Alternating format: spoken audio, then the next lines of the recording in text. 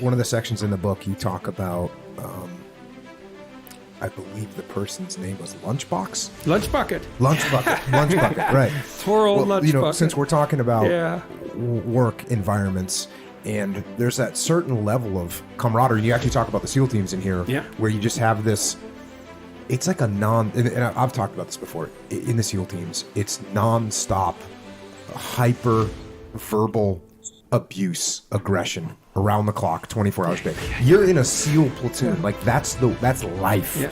Any mistake that you made, any display of weakness is going to be especially contemptible weakness. Ripped apart. It's going to be ripped apart. Yeah. And then if you get all irritated about that, it's even worse, man. Then you're just dead. The nicknames, you talked about Lunch Bucket.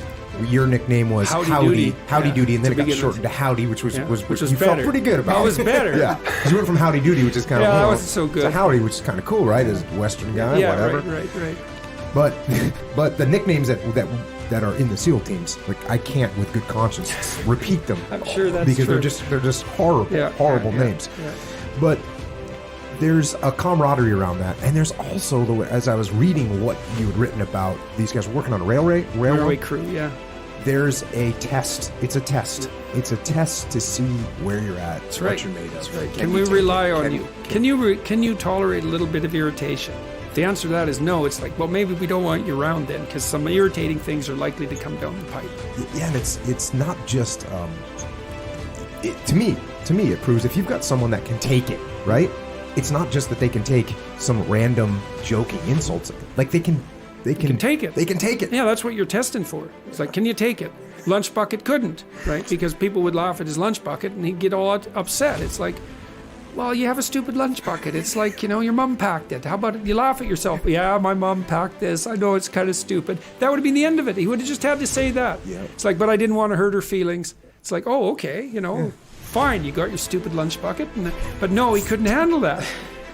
So yeah, it was horrible and comical to watch at the same time, because the level of, and people have written me about that, and they said, oh, poor lunch bucket. It's like, because they're all compassionate. I think, no, not poor lunch bucket. It's like, clue the hell in, buddy. You had your chance. That was a desirable job, that rail crew job in the summer, because it was high paying, and they weren't easy to come by, those jobs. And so the fact that he got hired onto that crew was a real opportunity for him. You could make a pile of money in the summer at working on the rail crew. And all you had to do was take some ribbing with good grace, not suck up to the management too badly, and not have other people do your job. That was all. That was all you had to do. But he couldn't do that, and so he got run off. And it was like, grow the hell up, buddy.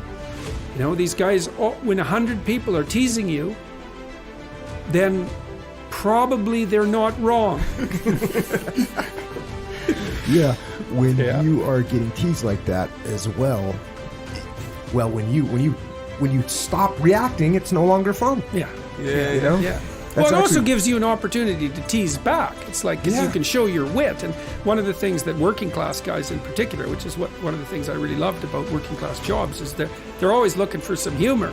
So it's like, if person A is teasing person B, that's kind of comical. But if person B comes back with a good comeback, it's like, that's even better, So I think that's a lot of how those jobs are rendered tolerable, right? They're hard, dirty jobs. Right. Dishwasher's a good example. That's not dangerous. Although cooking is you gotta watch your step. I got burnt a lot when I was cooking. But what makes those jobs not only tolerable but even desirable is that you can develop a tremendous amount of camaraderie around them. I've never really experienced that at a professional level job. That just doesn't happen the same way. And there's a real loss in that. So it's fun to be part of a team that's doing, grubby, hands-on things and having a ridiculously entertaining, vicious, cruel, and evil time while you're doing it. That's very entertaining.